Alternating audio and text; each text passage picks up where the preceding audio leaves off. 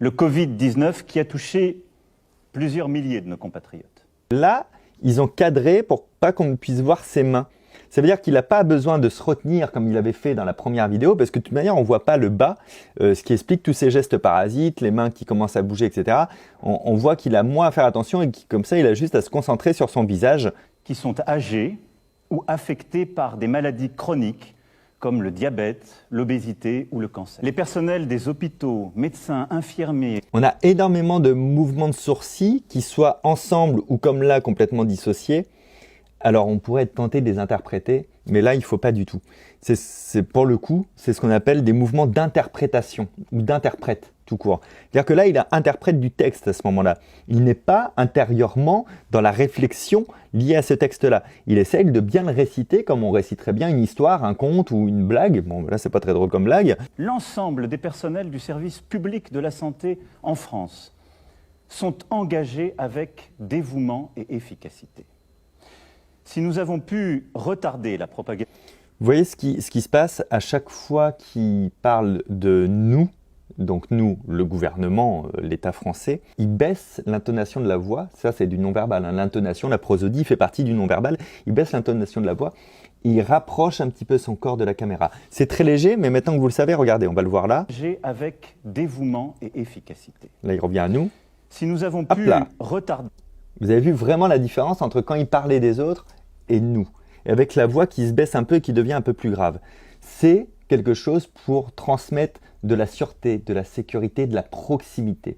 On voit que ça, il a l'habitude de cet exercice ou que ça a été réfléchi en amont, mais en tout cas, il y a une vraie volonté à ce moment-là d'essayer de se confier et non pas de se positionner en force. En ne cédant ni à la colère, ni à la panique. Mieux, en adoptant les bons gestes, vous avez ralenti la diffusion du virus et ainsi permis à nos hôpitaux et nos soignants de mieux se préparer. Alors ça, c'est une vieille technique de manipulation. Là, je vais parler du verbal pour le coup. Le fait de nous féliciter pour quelque chose à outrance, en donnant tous les détails de cette chose qu'on a potentiellement faite, ça nous aide à rentrer dans le rang et en fait à ne pas décevoir. Donc ça, c'est un moyen de nous impliquer tous, c'est important de s'impliquer sur la limitation du coronavirus, eh bien c'est fait de manière un petit peu détournée en utilisant une technique psychologique. Et partout en Europe, elle s'accélère, elle s'intensifie. Face à cela, la priorité absolue pour notre nation... Il y a une démonstration de puissance, il nous parlait, il était très rapproché. Quand il va dire face à cela, il va parler au nom de l'État et au nom de lui, vous allez voir un redressement pour renvoyer de la puissance. Et partout en Europe, très rapproché, elle s'accélère, elle s'intensifie. Il baisse, et hop là, face à cela. Nous avons en France les meilleurs virologues, les meilleurs épidémiologistes. Le mensonge passe en général par les superlatifs. Vraiment, je te jure que, je t'assure que... En général, quand on dit la vérité, on n'a pas besoin de dire ça. Mais là, il vient de dire... On a les meilleurs virologues, les meilleures personnes, les meilleurs. Trump a affirmé qu'ils avaient les meilleurs médecins et les meilleurs scientifiques et les meilleurs cerveaux. L'Australie a affirmé avoir les meilleures personnes, les meilleurs médecins, les meilleurs... Là, c'est une figure de style, c'est un effet de manche qui n'a pas du tout son utilité dans un discours. Des gens qui sont sur le terrain et que nous avons écoutés comme nous faisons depuis le premier jour. Tu as un doute sur ce que tu viens de dire? Là, c'est génial. Par contre, l'hésitation, elle n'est pas jouée du tout. Regardez bien. Que nous avons écouté, et en fait ce qu'il veut dire, c'est toutes ces personnes-là que nous avons écoutées depuis le premier jour. De grands renoms, des cliniciens aussi, des gens qui sont sur le terrain et que nous avons... Regarde, wow, là il se passe un truc, donc peut-être que l'écran a un bug, parce que là on voit vraiment le début de la peur, les yeux qui s'écarquillent, hop, les sourcils qui se lèvent un petit peu... On a les premières ridules du front, la bouche légèrement entrouverte. Ça, c'est le début d'un signe de peur. Et du coup, il sait ce qu'il doit dire, que nous écoutons depuis le premier jour, et ça, il va devoir le dire sincèrement, pas en le disant. Écoutez comme nous faisons depuis le premier jour. C'est la première fois qu'il sort de sa zone de confort, c'est-à-dire, il a la tête légèrement penchée sur sa gauche depuis le départ. Là, il va aller chercher complètement à droite, il va se repositionner. C'est vraiment de la déstabilisation physique. On la voit à ce moment-là, on l'entend dans les intonations de la voix. Je vous rappelle que les intonations, c'est aussi du non-verbal. Ce sont là nos priorités. Oh. C'est pour cela qu'il nous faut continuer de gagner du temps et suivre celles et ceux qui sont les plus fragiles. Ah bah même lui, ça l'a perturbé. Il vient de faire un truc qu'on appelle le schéma. C'est-à-dire qu'on sait qu'un schéma, de dessiner un schéma, ça aide à la compréhension, ça aide à convaincre les gens. Il y a des commerciaux en force de vente, ils font toujours un petit schéma pour aider à convaincre, parce que ça paraît scientifique et surtout le cerveau aime absorber des images, il les comprend mieux. Ce sont là nos priorités. C'est pour cela qu'il nous faut continuer de gagner du temps et suivre. Et en fait, cette gestuelle-là, elle a été pensée et réfléchie. On le voit au moment où il va faire ça, que pas du tout d'ailleurs un geste naturel, hein, quand on fait un discours, clac, clac. Donc en fait, tu envoies à l'inconscient de tout va bien, on se calme, il faut aller de l'avant et mettre quelque chose de côté ou faire ce que je vous dis ou laisser sa peur de côté. Bon, peu importe ce qu'il veut dire derrière, j'ai pas écouté les mots là pour le coup. Bon, c'est pas la Macarena non plus, mais on est sur quelque chose qui a été pensé. Et c'est tellement perturbant à faire dans un discours, à un moment précis, une gestuelle non naturelle que tu as pensé en amont, que vous allez voir qu'à la fin de la chorégraphie, même lui est perturbé un tout petit peu. Et après, il reprend très vite le contrôle parce qu'il est très fort là-dessus. Ah, c'est que c'est... Ok, je comprends mieux. Si j'injecte le verbal, en fait, c'est que là, c'est la première mesure, c'est la première annonce, c'est la première demande qu'il nous fait. Donc, une fois qu'il a utilisé le sens des mots, le non-verbal, le rapprochement, la position de force, il fallait illustrer après une dernière fois pour ensuite faire « c'est pourquoi je demande ».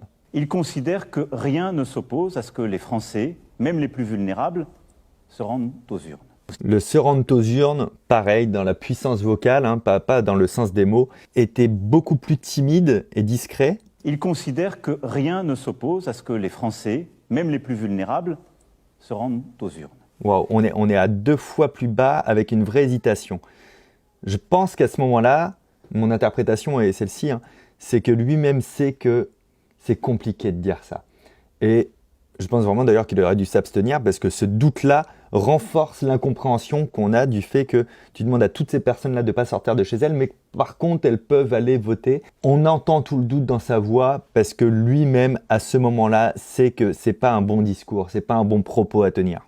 Voilà, la priorité des priorités aujourd'hui est donc de protéger les plus faibles, celles et ceux que cette épidémie touche d'abord. Petite conclusion fallacieuse. Fallacieuse parce que après avoir expliqué tout le système des élections, il termine par, voilà, donc notre priorité, le donc est très important à ce moment-là, et donc de protéger les plus faibles.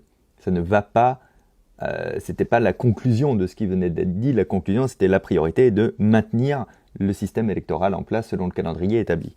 Le gouvernement annoncera par ailleurs des mesures pour limiter au maximum les rassemblements.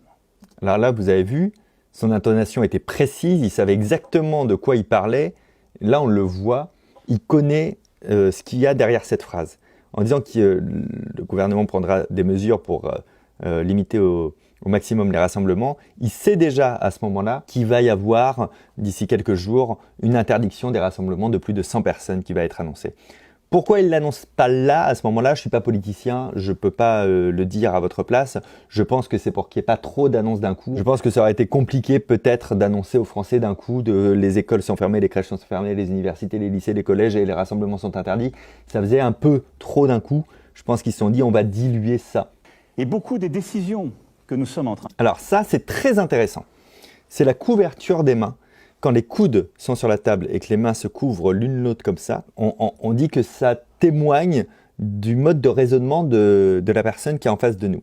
Alors attention, ça c'est de la synergologie et je le dis, je le répète, la synergologie est une pseudo-science. Quand la main droite couvre la main gauche, on est sur un raisonnement analytique et on dit que les personnes sont sans influence, donc sous influence. C'est-à-dire que ce sont des profils de personnes, au moment où elles tiennent leur discours, hein, ça ne veut pas dire qu'elles sont comme ça dans toute la vie, qui ne prennent pas de décision par eux-mêmes, en gros, qui ne prennent pas de décision sans consulter d'autres personnes et pour régurgiter quelque chose.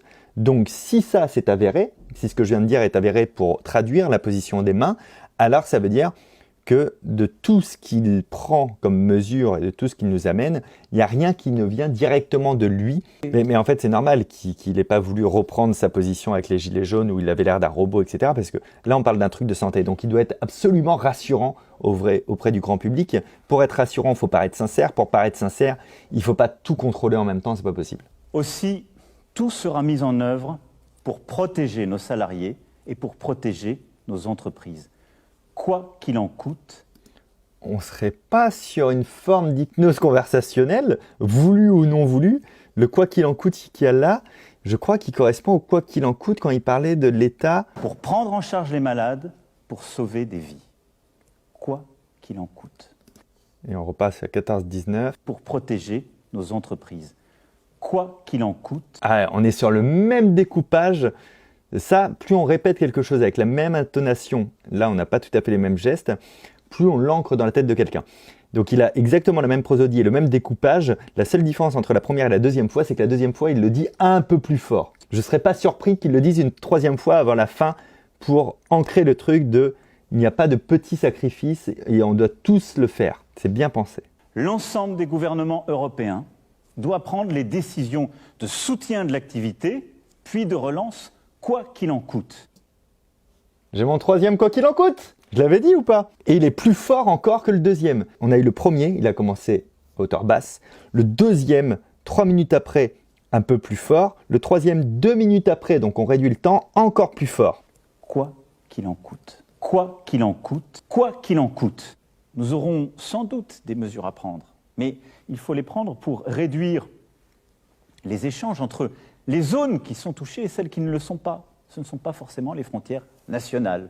On a juste un léger amusement sur cette partie-là du discours. Il a lâché un peu, alors aussi parce que ça fait quand même 20 minutes qu'il tient dans l'interprétation, c'est pas si simple. Mais il y a un peu d'amusement, comme s'il trouvait cette pensée-là ridicule. On a vu des légers sourires. Vous avez vu? C'est incroyable, hein? Et ça, c'est de la vraie micro-expression parce que ça passe vite. Et à agir ensemble. Sur vous.